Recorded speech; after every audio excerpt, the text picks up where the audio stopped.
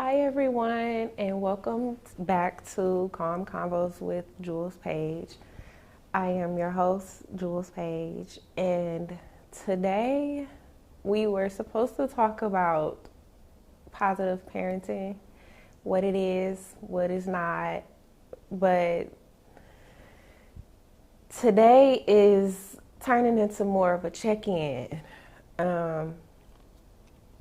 So stay tuned.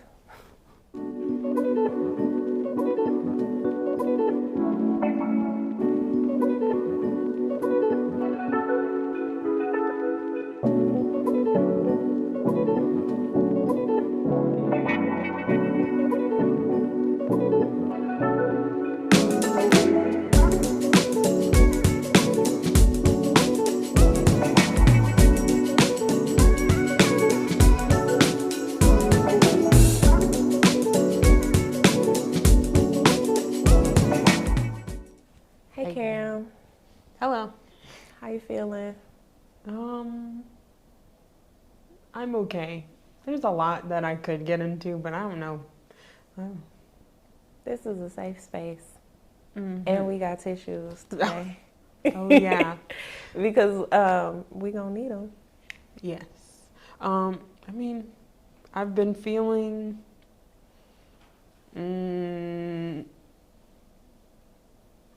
a lot of anger, I guess, at the world that is not.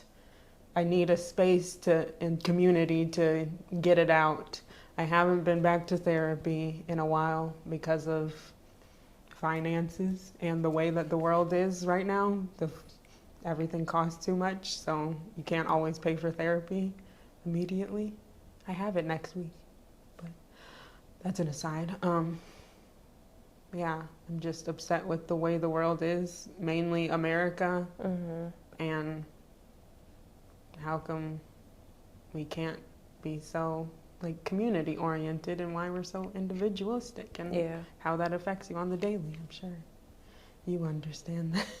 Yeah, I think it's hard to be individuals who want that community and want to build those connections with people, and everyone else is like, nope, I am working on myself and I don't need you, I don't need nobody else. And that's not true. We need people. Yes. We need each other. Yep. And I'm admittedly a very independent person, but I mean, independent people need people too. And yeah, it just feels like people see that as probably too good of a thing, and they don't, or it's just like people don't ask you how you are or how you're feeling. It's just like, hi and bye, let me get to my thing next. And or I'll tell you about my problems, but I'm not going to ask you about yours and say, you're a good listener, Cam. And so that's what's been upsetting me especially. I'm not actually a great listener. I don't remember half of what you guys say, but because I'm nodding along. Yeah. It's like, you know, when you walk past people and they're like, hey, how you doing? And I don't know, for me, in my head, I'm like, okay, do I give them the real answer of how I'm doing?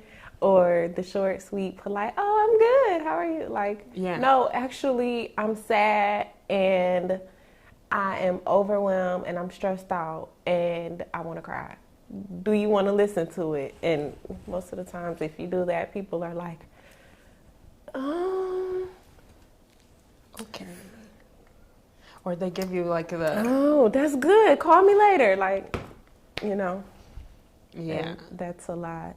And it feels invalidating. Yes.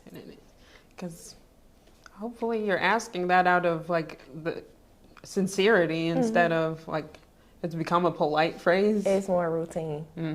It's just routine. Hey, good morning, how you doing? You're not really expecting an answer back. I'm one of the people that's gonna give you an answer back now, though. I'll be like, oh, you know, I'm a little tired today. I'll be like, I don't care if you want to hear it. You ask me. Be careful with your words. Yes, you gotta think about it. Yeah, because that phrase, to me, if I ask it, I mean it. So why can't everybody else meet it? But how are you doing, Jules?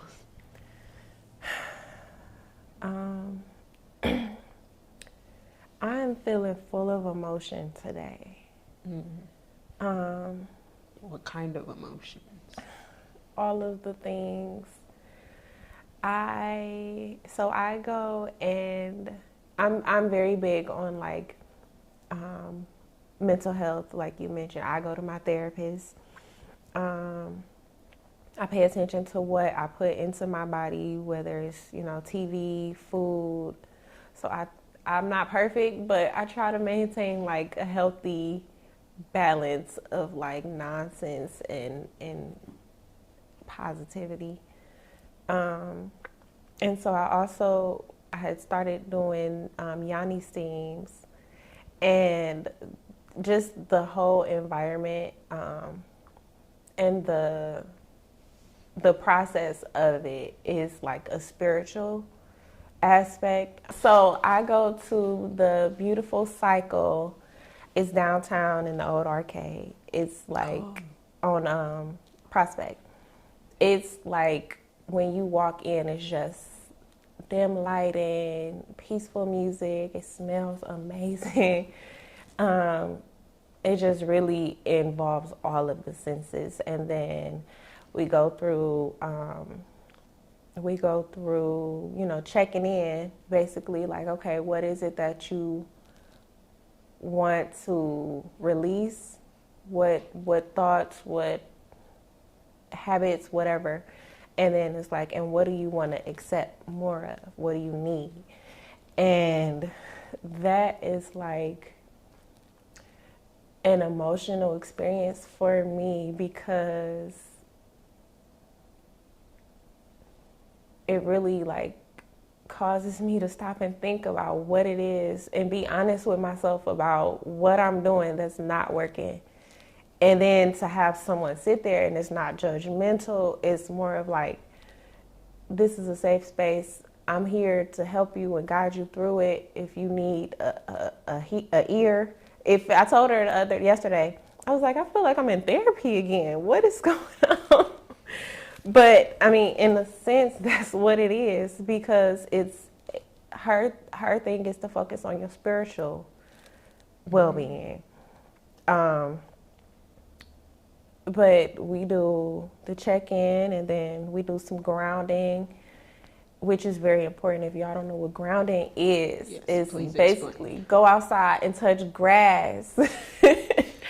Sit in the grass, because our bodies are connected to the earth. We are connected to everything around us. So as much as you think you're an individual, independent, you're not. Everything feeds off of everything. It's the energies. Coexistence. Yes, coexistence. We are all connected. And so the grounding really like brings you down to like your center of, basic human need. What is it that you need? And it's very humbling to do that. Just go outside and sit in the grass. Mm-hmm. It's so simple, but I feel a lot better when I go sit in the grass or get some sunlight, something that's not man-made and artificial. It brings you back to the earth. Yeah, in the present, because it reminds us how small we really are. Mm-hmm. Like if you watch, I know I'm digressing all over the place, but if you watch like those sci-fi shows and you see like how big the universe is, you really, most people get humbled real fast. Like you won't even matter in a snap of a finger. So, but anyway, it's the yoni steam. You go and you sit on a pot, and it's just all natural herbs and steam, and it really like cleanses you. Mm-hmm. Have you done the yoni steam before? Mm-mm. No. Say less. Well, note to self: bring Camm with me. Yeah. Your birthday gift. Yes, it's nice. But how many people is it with? I went by myself. I usually go by myself, but Just I've you done and- it in with community. I've gone with my sister, my cousins, friends. Like, it's because it's good to talk after that and say, "Oh, how did you like it? How did you feel afterwards?" And I mean, for me, it's always like a time after that where I really reflect on, I said I want something, now what am I doing to get it? Because there's no like audience. I'm not on Instagram saying, posting memes or, doing it for an audience. I'm in there by myself. Yeah. So what is it that I want for my life? To work out and to process, I guess. Yeah. And you really have to be honest with yourself. So usually after I do that, I am reflecting a lot during the week. And it's just a lot of things that's going on for me. Any you want to share? Any reflections? Why you all in my business? I'm That's just crazy. asking. You just real comfortable getting in my business. Okay. This is the kind of person I am. That's probably why they say I'm a good listener, but I'm also asking like hardcore questions. That's cool. I like when people get in my business because I like to talk. How much time you got? Like 3 hours. I don't think our overlord producer has 3 hours though. Okay, well, I'll bring it in. So for our viewers who don't know, I am a mother. I have 2 children. My son is 8, my daughter is 4. And when I look at them, I see like 2 different parts of me in them. Son is like this independent loner. He's real like calm and reserved. And then my daughter, she is just outgoing, outspoken, just fun, eccentric, the life of the party. And so I'm really like reflecting on what I want them to see and what I expose them to. And I'm not a perfect mom. I'm not a perfect anything. Probably a perfect writer. We'll see. But I think that, sometimes it's hard to censor myself because I am a human, I am a woman. And so it's like, okay, I hope they didn't just hear me say that, or I hope they didn't see me do that, or who am I exposing them to? Like, it's just a lot to think about when you raising kids. Like, I have to be very self-aware to do it. And not just me, everybody, like, parenting takes self-awareness, because if you're not aware of your bad habits and the things that you say and do, those kids are going to pick up on it. Yeah. And you're going to be wondering why they are like mini yous, or why you can't stand them, because a lot of people don't really like their kids. But that's another topic for another day. They're seeing parts of themselves that they don't Yeah, like. it like you holding up a mirror. But do you get into like overthinking like how you're presenting yourself to your kids in that kind of aspect? I think sometimes I do. Like, I think that sometimes I'm so like in my head about, I have to be perfect. I have to do this right so that they know what to do. That I think is kind of, I don't know, I guess like morphing reality, because that's not real life. Like, in real life, mommy makes mistakes and mommy does the wrong thing sometimes. And I don't want them to see that, because I want them to pick up all the good things and all the good traits. I don't want them to see the bad things. But I think that, when I think about it, after I get out my feelings, that is important for them to see, because it helps build resilience. Yeah. And it helps them to see, like, their mom, this person that they love and adore so much, because, because I'm that girl, but they can see, like, oh, mommy makes mistakes too, so it's okay for me to make mistakes. And if it's okay for me to make mistakes, I know I can go to my mommy and she's gonna help me. And that's really, really, like, the environment that I want for my kids, is that they can come to me for anything, about anything, whatever it is. So, oh man, I just, our ego get in there sometimes, and it's like, nope, you got to be perfect. Perfect Patty. Yeah, but admitting those mistakes, like, that's something I wish I had in my childhood, of like a parent just saying, oh, I made a mistake when I was yelling at you. I didn't mean to. I was reacting out of anger, but it's not fair for mom to make you the problem when it was something else. And yeah, it's usually something that we had no control over in the first place. And it's so funny because, I teach my kids that accidents happen. So sometimes when I get hard on myself, they remind me, like, and my daughter will be the first to say, like, I could knock over this tea, and my daughter will be like, it's okay, mommy, accidents happen, and she'll, like, clean it up. But that's because I've modeled that to her, and I've shown her, like, I'm not hard on kids. Like, they just got here. Yeah. They haven't been here. My daughter's 4 years on this earth, and 2 of that she couldn't even walk. So how can I expect her to be perfect? So if I can't expect them to be perfect, then I'm going to give myself a little bit grace too, because it's people that's been here longer than me, and they still making mistakes. So if they can make mistakes and they're, old, like 40. No, I'm just kidding.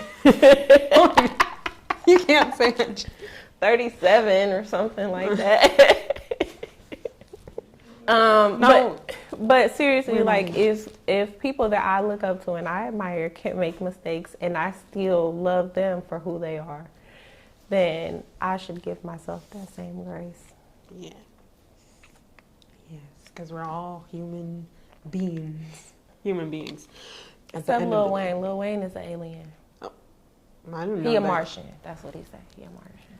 Was it? Oh. You don't listen to Lil Wayne either? I'm gonna make I've you a only playlist. listened to some of it. But I feel like I just saw him doing something really good or something, but I don't remember. I'll make you a playlist. Okay. And I'm gonna send it to you. You're welcome. You've missed out being slightly sheltered, but mostly emo playlist. You know what? I went through my my emo phase in high school. I had the mohawk and the black nails. I never I went to an all-girls school in high school, so I couldn't express myself like that, but I was never confident enough to be in the niche. So you had, how long was your phase? I don't know. It's not a phase, Mom. I think it went from being like, high school, you got all these new hormones and stuff, so you trying to figure it out. So I was real dark. But I think I grew out of it, and it was like, okay, I can still be who I am and what I like and not have to fit in. And so now I'm not dark, I'm more eccentric and bright colors, and I don't believe that thing where people are like, dark-skinned girls shouldn't wear ... Watch. That's the misogyny war. Yeah. Yeah. Yep. Coming out. We can get in that too. Yeah. It's just so many topics coming up. We'll be here for 3 hours for real, like you said. Because we've gotten off track. We were talking little about bit, feelings. You'll see. It's okay. It's supposed to be a check-in. Okay, we're bringing it back in. Reel it in. Yes. So parenting has been on my mind, how I'm doing. But also like dating. I haven't really been dating too much, but I've been entertaining because I think it's a difference in like the intention. Like, because I think that dating is like getting to know someone and finding out what you like, what they like, and how y'all fit together while y'all together. But I've really been entertaining, I think, like filling this space because I was in a long-term relationship with my children's father. We were together for over 10 years. And so... That's like all of your main adulthood. My 20s. Yeah. Yeah. So we broke up a year and a half ago, or over a year and a half ago. But it's still like that space that he had filled is gone. And so when I say I'm entertaining, it's like, okay, well, I usually talk to him every day. Let me talk to somebody else every day. And so I go through these phases sometimes where it's like, oh, I want to talk to somebody else. And then we'll hang out or go out, whatever. But for me, it's no intention there. It's not like I want anything. I don't really care to get to know them that much, or they don't care to get to know me. It's like no conversation, no mutual. It's just we are in each other's space and that's it. And that's exhausting. And it's like going back to what my children see. I don't want them to see that. Okay, let me be very clear. I do not bring men around my kids at all. But I do want them to see, like, mommy have healthy relationships with men. They see I have great relationships with my girlfriends, with, you know, other people, but I still want them to see that even though mommy and daddy didn't stay together or we couldn't be happy and healthy together, mommy and daddy can be happy and healthy with other people. And so I still want them to see that, and I don't want them to feel like they're missing anything because their dad isn't in the house anymore. But man, dating is interesting too. I'm sure. I mean, I say that like I haven't. You sure? Like you imagining? I have been on the apps, what's the tea? and I have dated. I haven't since I've been back in Cleveland, but the apps are ghetto. Yeah, because I mean the problem is that like men don't put a lot of effort into their profiles, and so then how are you supposed to even swipe right as the first step? And then when you do, and somebody does put like a modicum of effort into their profile, then they say, hey, how's your weekend going? And that's not, I don't know you do you that every day. Yeah. Hey, good morning, how's your day today? Like, sir, I didn't even tell you how yesterday was. What are you didn't ask something like engaging enough to make me want to further conversation. It just feels like this is gonna be a boring situation, or I don't know. So that's the next step of problems. But even if you do get past that and somebody is engaging you in conversation, then do they ghost you, or do you end up getting to go to a date? Like, most of the time it's a ghosting situation for me. Girl, let me tell you how I matched with a guy, and my son ended up getting sick. And so we were supposed to go out. And I was like, we're going to have to rain check. My son's not feeling well. And then it turns out like our whole house got sick. We all got the flu. And I was like, you know, in the house sick. And I'm like, after I felt better, I was like, oh, I never heard from him. I never got a check-in. Like, hey, how's your son? Like, it just ended up, it was a domino. My son, then my daughter, then me. So it's like, what's the point of connecting or trying to connect with somebody if it's not even a real interest? It's frustrating to look at it like, this is pointless, so I'm not going to put any effort into it. Yeah. And then we back at just filling space and not really being intentional. Yeah, because I don't know, it gets into that cycle of like, oh, I got interested in this person, but then they disappear, so I'm just going to match with whoever, or like whoever like is interesting enough, but then you're not being intentional, and then you like get into that cycle. And it's, I don't know, it's I can't find the word. A waste of time. Yeah. Insane. That's what the definition insanity. Of insanity is. It's trying over and over again, expecting a different result. Yeah. So I have to meet people in real life? In real life? Ugh. It's disgusting. Ugh, what if it touched me? Yeah.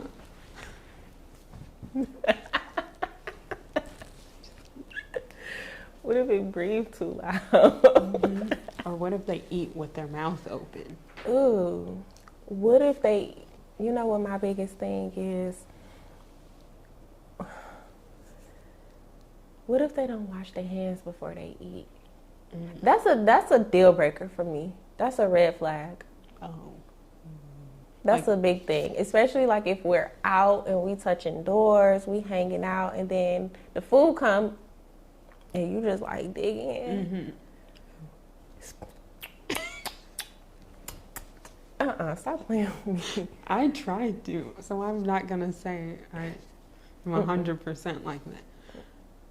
Because if I like in the moment, if you're in the moment, sometimes you're like, no. Not even then. Ever since COVID, I wash my hands 2-3 times. People are nasty. If you like ever sit and people watch, but I'm not trying to be judgy or whatever, but you know. But you do see it, yeah.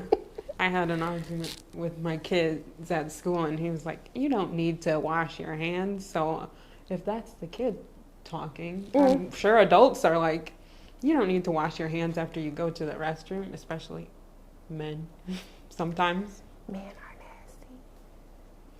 I love them though. Yeah. They need us. It's a internal fight. You have to find the right one. Yeah. I enjoy talking to you. Me too. You're a great listener. This time I actually was listening, but it was a two-way street. So as for the people listening, if you ever see me, Camm is amazing. Sure. So is Jules. She's a great parent, and she's doing her best. And that's all that matters, really. I just don't want to feel like I'm not doing the right thing. Like, I don't know, it's taken me a long time to get my confidence to where it is now, and I know I still have work to do. So it's like a lot of things that I do and decisions that I make, I'm like second guessing, and I'm questioning, like, is this the right thing? Is God gonna punish me for doing this? Is he gonna, like, I get in my head a lot. And I know that I can do something. I know that I'm capable of doing it. I know I have the experience, the education, but something just convinced me that, nope, you should probably check in with somebody else. Like, that's my thing. Like, I can have my mind set on something that I'm going to do, but I need to check in and make sure this is a good thing to do. And, you know, ideally, like when I'm in the right space, I check in with my creator because that's who has all the answers. But, you know, sometimes I check in with friends or family or strangers via social media, Instagram, Twitter, aka X. Just call it Twitter still. We gonna call it Twitter. But Yeah, like still having to get that reassurance from people outside of myself. mm-hmm. And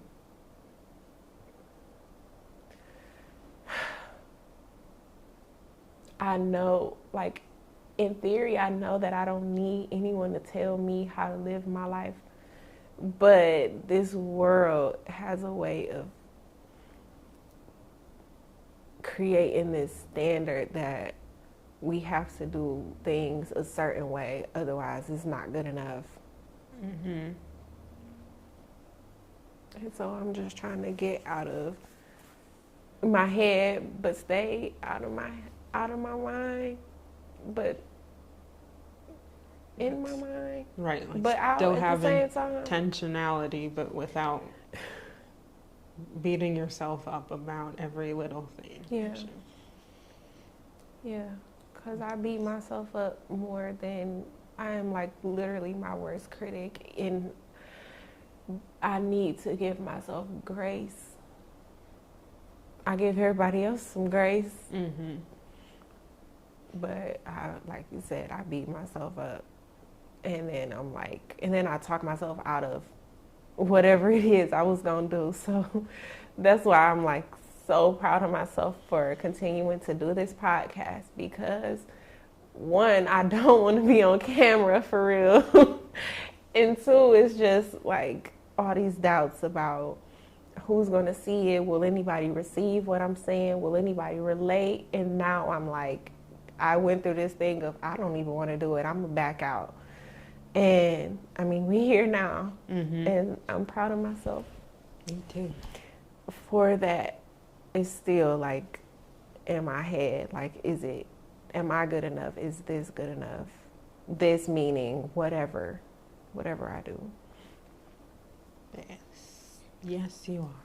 Yeah, listen to some or give yourself some affirmations. You are good enough. You are worthy, and you are loved.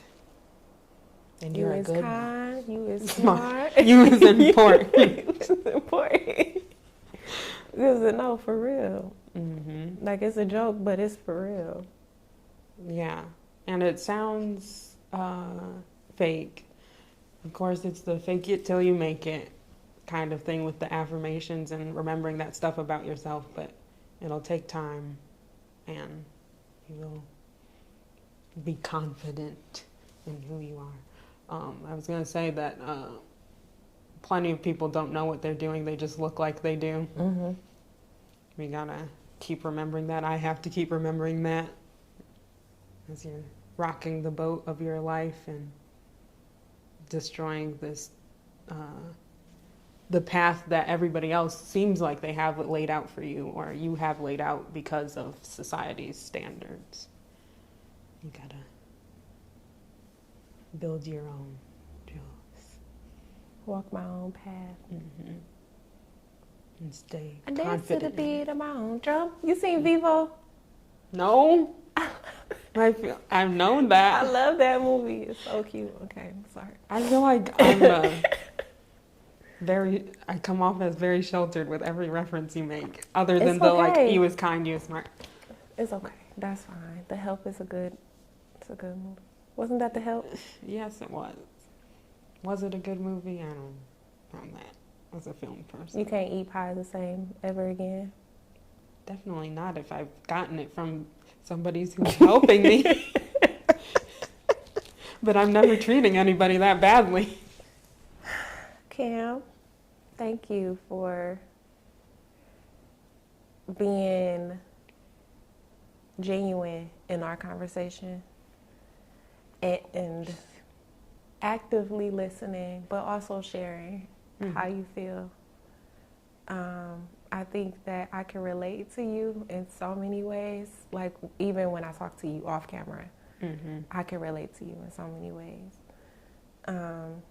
Also, I want to thank our viewers for tuning in with us this week. This episode was really an opportunity to be vulnerable and be real and to talk about some real shit that we go through. And it's important to be honest. I almost didn't do this episode. We almost packed up and went home. So I feel better. How you feel? Good. No, like, how do you feel? Oh. How did you feel about The conversation? Yeah, I felt good about it. I'm glad I got to know you better, especially. We definitely have a lot we relate on, especially overthinking. Yes. Overthinking. We got to get out our mind. We got to stay out of our mind. Build each other up.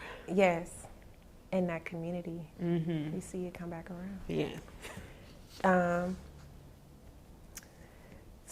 Stay tuned for more episodes and more conversations that matter, and just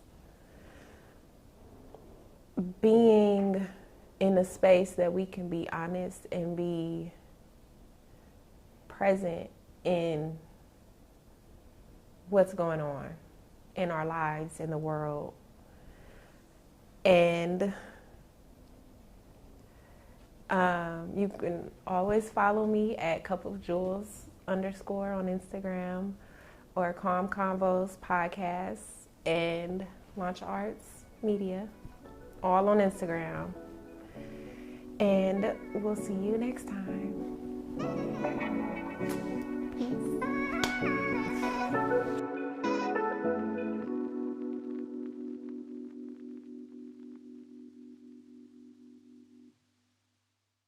Your vulnerabilities paired with your expertise is just an open door of, inspiration. Because people who inspire aren't ironclad. You know what I'm saying? People who direct aren't perfect. So I'm glad that you took the time out to kind of share a little bit. Okay?